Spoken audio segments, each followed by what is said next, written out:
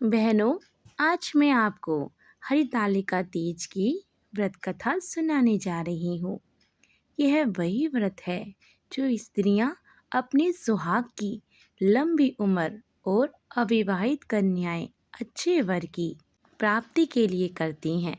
इस व्रत की कहानी बहुत ही सुंदर और प्रेरणादायक है। कहानी शुरू होती है माता पार्वती जी से। एक समय की बात है जब पार्वती जी ने भगवान शिव को अपने पति के रूप में पाने का निश्चय किया। उन्होंने छोटी उम्र से ही कठोर तपस्या शुरू कर दी। न उन्होंने कुछ खाया न पिया, बस हवा और सूखे पत्तों पर जीवन बिताया। गर्मी की तपती धूप हो या सर्दी की ठिठुरन, उन्होंने साधना नहीं छोड़ी। बारिश में भी जल का एक बूंद तक नहीं पिया। उनकी यह हालत को देखकर उनके पिता हिमवान बहुत दुखी हुए। इसी बीच नारद जी आए। उन्होंने कहा, मैं भगवान विष्णु के आदेश से आया हूँ। वे आपकी कन्या से विवाह करना चाहते हैं। यह सुनकर पिता को कोई आपत्ति नहीं हुई। उन्होंने यह प्रस्ताव मान लिया। लेकिन जब पार्वती जी को यह बात पता चली तो वे बहुत दुखी हो गई। उनकी एक सखी ने जब कारण पूछा तो पार्वती जी बोली, मैंने तो भगवान शिव को ही मन से पति माना है। अब मेरे पिता ने मेरा विवाह विष्णु जी से तय कर दिया है। मुझे समझ नहीं आ रहा है कि क्या करूं। ऐसा लगता है कि मेरे पास प्राण त्यागने के अलावा कोई उपाय नहीं है। तब उनकी सहेली ने समझाया, प्राण त्यागने का कोई कारण नहीं है। संकट के समय धैर्य रखना चाहिए। चलो, मैं तुम्हें एक घने जंगल में ले चलती हूँ, जहाँ तुम्हारे पिता तुम्हें ढूंढ नहीं पाएंगे।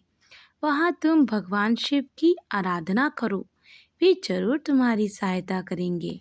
दोनों जंगल चली गईं। नदी किनारे एक गुफा में जाकर पार्वती जी ने रेत का शिवलिंग बनाया और दिन रात भगवान शिव की पूजा करने लगी। उनकी कठोर तपस्या से भगवान शिव का हृदय पिघल गया और वे स्वयं वहाँ प्रकट हुए। उन्होंने कहा, देवी वर मांगो। पार्वती जी ने हाथ जोड़कर कहा, मैंने आपको सच्चे मन से अपना पति माना है।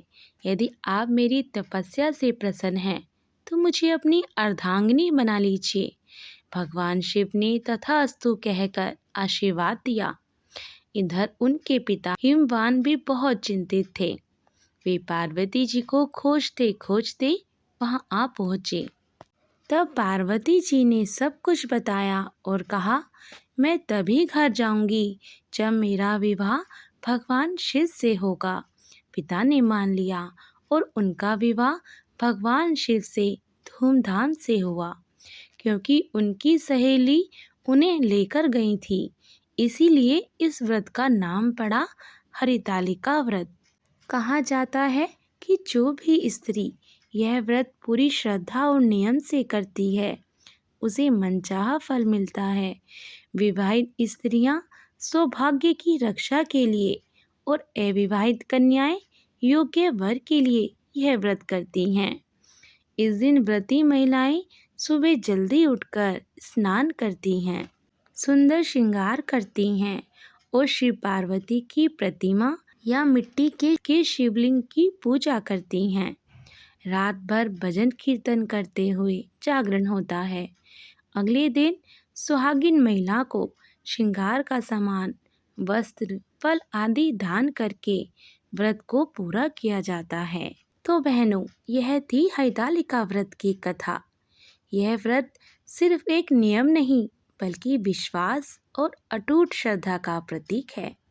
माँ पार्वती ने जैसे धैर्य और समर्पण से भगवान शिव को पाया, वैसे ही इस व्रत को सच्चे मन से करने वाली हर स्त्री को मनचाहा फल जरूर मिलता है।